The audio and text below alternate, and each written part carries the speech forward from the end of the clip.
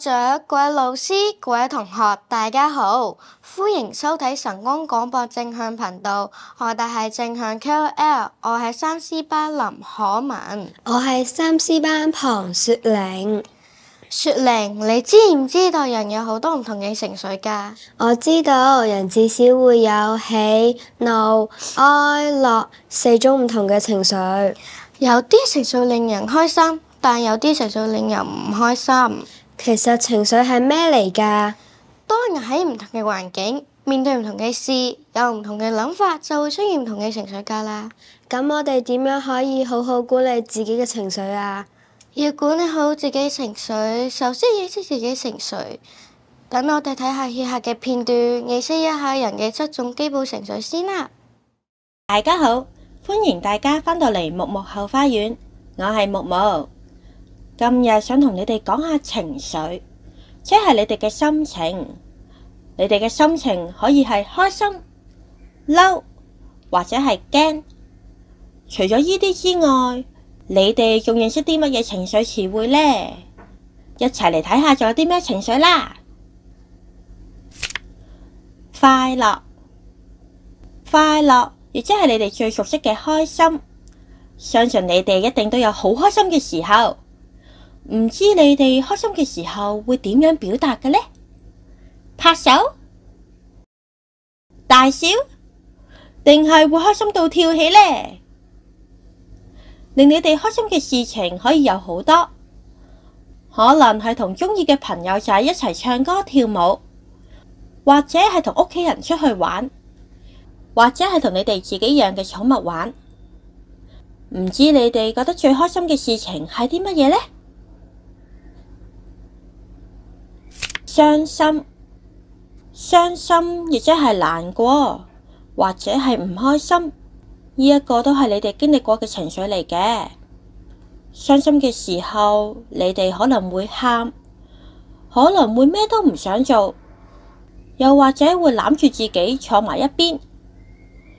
令人傷心嘅原因可以有好多，係你嘅好朋友冇同你一齊玩，自己跌親覺得好痛，又或者係你嘅寵物親人死亡。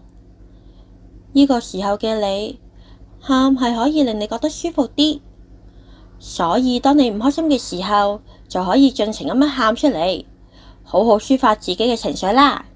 憤怒，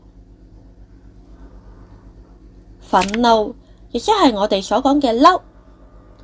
嬲嘅時候啊，你會覺得有道氣喺身體入面，令自己好想用力，可能係你隻手好大力咁樣揸實個拳頭，或者好用力咁樣拍台，好大動作咁樣揮動自己嘅雙手，好大力咁樣踏腳等等。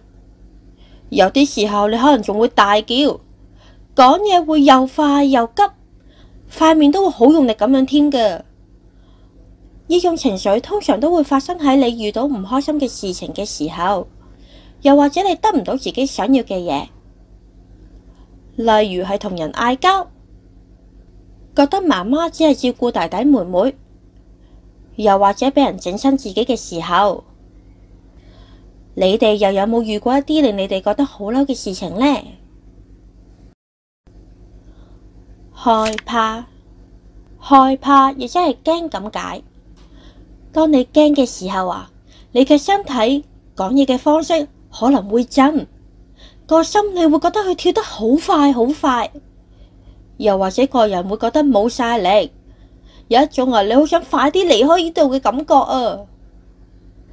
有啲小朋友啊，可能就會好驚某種動物，見到就會好想匿埋，又或者跑開。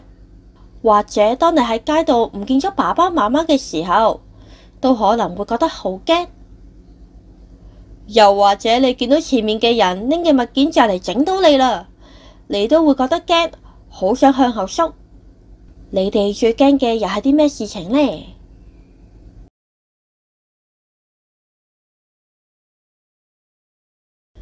緊張，緊張就係指你擔心同埋驚某啲接下來會發生嘅事情。可能係打針嘅時候，你會覺得好緊張，因為唔知支針幾時會插入你隻手嗰度，又或者唔知插咗入去之後會唔會痛？跳大繩嘅時候唔知應該幾時跳入去，又或者會驚跳錯時機，令大家都跳唔到。又有可能係要你喺一大班人面前講嘢，你都會覺得緊張，擔心自己講得唔好，又或者講錯嘢。失望，亦即係你希望發生嘅事佢冇發生，例如你嘅好朋友冇同你分享你想玩嘅玩具，老師冇讚你，讚咗其他小朋友，又或者係之前嘅停課，令你返唔到學校同好朋友一齊玩。呢啲令你失望嘅事情都會令你唔開心。最後一個係自豪，呢個詞彙可能係你第一次聽，但係我相信你哋都一定經歷過呢種情緒。